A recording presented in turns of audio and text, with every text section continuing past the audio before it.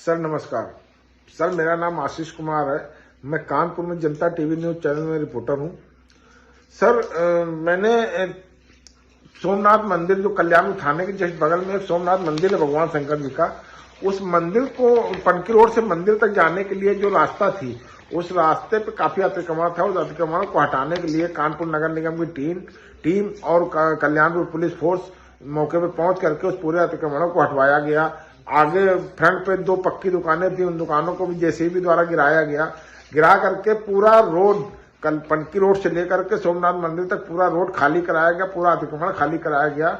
और उसके बाद करीब 10-15 दिन बाद उसी रोड पर यहाँ कल्याणपुर के जो दबंग हैं, कुछ दबंग हैं, जैसे धीरज सिंह उर्फ धीरू और सौरभ सिंह उर्फ सोनू और एक शिवम अग्नोत्री हैं और एक गौरव सिंह हैं, तो ये लोग सर उसी रास्ते में दुकानें लगवा करके 20-25 दुकानें लगवाते थे और लगवा करके उन दुकानों से एक दुकान 10-10, 12-12, 15-15 हजार रुपए महीने की वसूली करते थे। सर उस घटना का वीडियो मैंने बना करके सोशल मीडिया पर अपने चैनल पे भी चलाया और फेसबुक इंस्टाग्राम पे भी चलाया। मैंने उस वीडियो को देख करके वो दबंग लोग इतना खिसिया गए कि इन लोगों ने मुझे पकड़ लिया। रात में 3 जून की घटना है सर। ये लोग हमको रात में पकड़ लिए, पकड़ करके मेरे साथ काफी गाली गलौज बकी, मुझे एक झापड़ भी मारा और मुझे बदतमीजी भी काफी उल्टा सीधा बोले सर। मुझे धमकी दी कि इस वीडियो को तुरंत डिलीट कर दो वरना तुम्हारा अंजाम अच्छा नहीं होगा। उससे सर मैं त्रस्त होकर के मैंने 4 जून को सर दूसरे दिन सुबह 4 जून को मैंने मुख्यमंत्री पोर्टल पर से ये मैंने सूचना दर्ज कराई, अपनी शिकायत दर्ज कराई कि किस तरीके से हमारे खबर चलाने पर ये दबंग लोगों ने मेरे साथ मारपीट की है, मुझे गाली गलौज बका है। और उसके बाद सर लिखित में ही उसी दिन 4 जून को ही कानपुर कमिश्नर जो पूर्व कमिश्नर थे अखिल कुमार जी, मैंने उनको ये एप्लीकेशन भी दे करके आए आकर के सर ये सर एप्लीकेशन दी, तब उन्होंने कल्याणपुर एसीपी के लिए फॉरवर्ड किया ये सर लिख करके कि मेरी जांच करा करके उस पर कार्रवाई की जाए। सर कल्याणपुर एसीपी राकेश कुमार जी नए उस समय पोस्ट हुए थे कल्याणपुर में, तो उन्होंने 1 महीना मुझे टहलाया सर। 1 महीने टहलाने पर भी उन्होंने मेरे कोई मदद नहीं करी, ना दबंगों के ऊपर कोई कार्रवाई करी। और जो मैंने मुख्यमंत्री पोर्टल पर शिकायत की थी उसमें फर्जी रिपोर्ट लगा करके भेज दी। उसके बाद सर 3 जुलाई को 1 महीने बाद सर 3 जुलाई को मैंने घर से निकलने से पहले ये उसी मुख्यमंत्री पोर्टल पे ही फीडबैक भी डाला। फीडबैक डाल करके मैंने उसमें सिपाहियों के लिए फिर से लिखा कि मेरे ऊपर कल्याणपुर की पुलिस प्रेशर बना रही, दबाव बना रही कि हम दबंगों के साथ कंप्रोमाइज कर लें। ये सर सब कुछ इस फीडबैक में लिखा हुआ है, मैं दिखा दूंगा आपको। उसके बाद भी सर जब हम नहीं माने, हमने कोई कंप्रोमाइज नहीं किया, तो 3 जुलाई से ही सर ये पुलिस जो कल्याणपुर इंस्पेक्टर थे ये और पनकी रोड चौकी और ये दबंग लोग सब मिल करके मेरे साथ षड्यंत्र रचना चालू कर दिया। जो पनकी रोड चौकी पे सिपाही तैनात थे जन्म सिंह, ये आते हैं आकर के ई रिक्शे पे मेरा बेटा दुकान का सामान लेकर के आता है, इसी ई रिक्शे वाले ड्राइवर को पहले मारते हैं, उसके बाद फिर मेरे बेटे को ई रिक्शे के अंदर मारते हैं। तब मेरा बेटा बाहर निकल करके उनका वीडियो बनाता है जो सोशल मीडिया पे वायरल हुआ, जिसमें मेरे बेटे को दबंग बताया जा रहा है। उसके बाद सर 4 जुलाई को, एक दिन बाद 4 जुलाई को कल्याणपुर इंस्पेक्टर सुधीर कुमार पनकी रोड पर तैनात सिपाही दीवान जितेंद्र सिंह से मुझे और मेरे बेटे को बुलवाते हैं। हम लोग अपनी दुकान पर थे, मुझे बुलवा करके थाने बुलाया, तो हम और हमारा बड़ा बेटा हम दोनों लोग अपनी बुलेट बाइक से थाने गए। थाने के अंदर मैंने अपनी बुलेट बाइक खड़ी की, वहां जाकर के मैं इंस्पेक्टर साहब से मिला। जाकर के इंस्पेक्टर साहब ने पूछा, हमने उनको सारे बात बताई। उन्होंने कहा तुम्हारे पास कोई प्रूफ है आपने खबर चलाई? तो हमने उनको वो वीडियो भी दिखाई जो वायरल किया गया। तो इंस्पेक्टर साहब ने कहा ऐसा ये वीडियो मुझे मेरे सीओजी नंबर पे व्हाट्सएप कर दो। मैंने अपने दोनों वीडियो जो एक मोबाइल से बनाया था वो और जो मैंने सीसीटीवी वीडियो अपनी दुकान से निकाला जिसमें सिपाही जन्म सिंह मेरे बेटे को ई रिक्शे वाले को डंडे से मार रहे हैं, वो दोनों वीडियो मैंने इंस्पेक्टर सुधीर कुमार को दिया।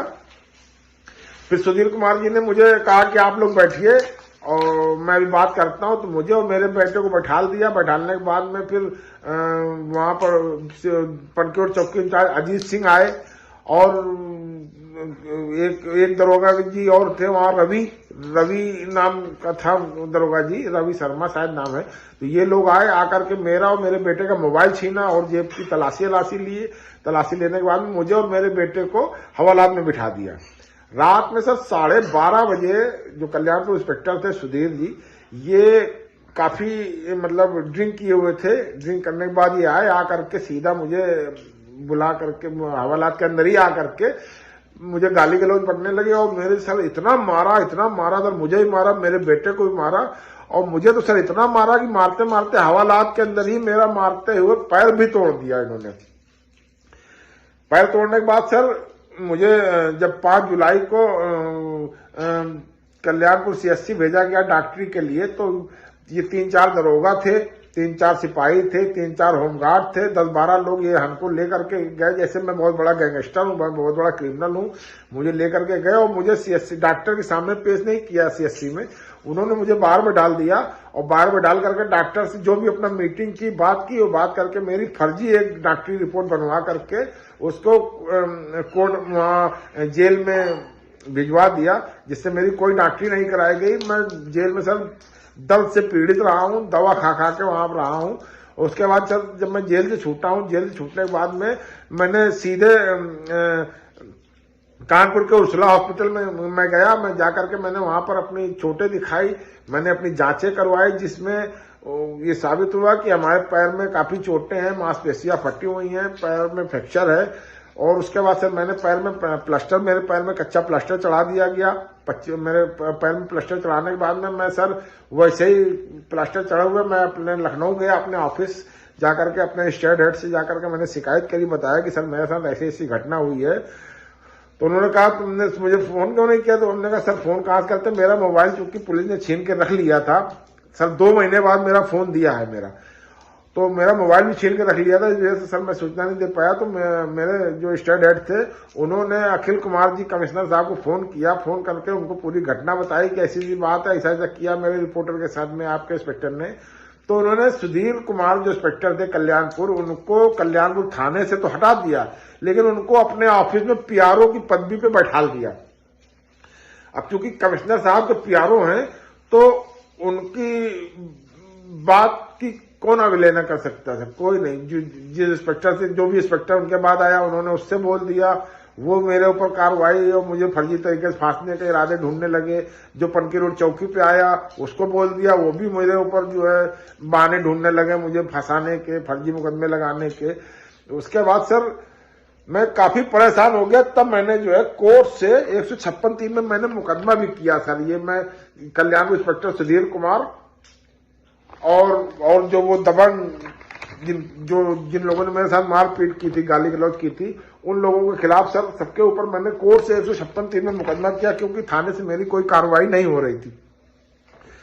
सर जब मैंने कोर्ट से मुकदमा कर दिया, कोर्ट से मुकदमा करने के बाद फिर जो कि कमिश्नर ऑफिस में PRO बने बैठे सुधीर कुमार, इनके कहने पर पनकी रोड चौकी इंचार्ज पुष्पराज जी आए और उस वायरल वीडियो में सर आप देख सकते हैं, जो अभी थप्पड़ मार वीडियो वायरल हुआ उसमें भी आप सब देख सकते हैं कि मेरी बाइक के अगल बगल भी बाइकें खड़ी हुई हैं, उन्होंने उनको टच नहीं किया। बगल में फलों वाले ठेले वाले रोड पर लगाए हुए थे, उसको भी टच नहीं किया। सीधे आए, आकर के मेरी बाइक उठाई और ई रिक्शे में लादा और उसको सीज करने के लिए लेके जाने लगे। जब मेरा बेटा उनका वीडियो बनाने लगा तो बस मेरे बेटे को साथ मारपीट चालू कर दी, मेरे बेटे को मारा, उसका मोबाइल छीन लिया, उसकी जेब में सर पैसे पड़े थे, जो कि कपड़े की दुकान लगाता है, वो मार्केट जा रहा था माल लेने के लिए, तो उसके पैसे भी छीन लिए या गिर गए मुझे नहीं पता सर, ये मैं आरोप नहीं लगा रहा हूं, लेकिन उसके पैसे जेब में नहीं थे और मोबाइल छीन के ले ही गए हैं, वो सब वीडियो में साफ देखा जा सकता है।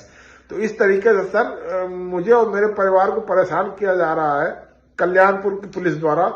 और सर मेरा आपसे हाथ जोड़कर निवेदन है कि मेरी जो भी ये घटनाएं हुई हैं मेरे साथ अभी तक, या जो भी मुकदमे हमारे और मेरे परिवार के ऊपर लगाए गए हैं, उसकी सर किसी उच्च अधिकारी से जांच करा ली जाए, ताकि उसकी सही जांच हो सके और मुझे और मेरे परिवार को न्याय मिल सके।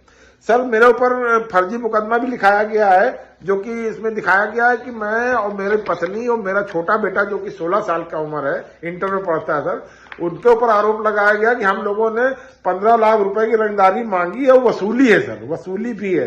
ये मुकदमा सर वही दबंग लोगों ने लगाया है जिन लोगों ने मेरे साथ मारपीट की थी उस वीडियो को लेकर के, जो मैंने मंदिर वाली रास्ते की बनाई थी।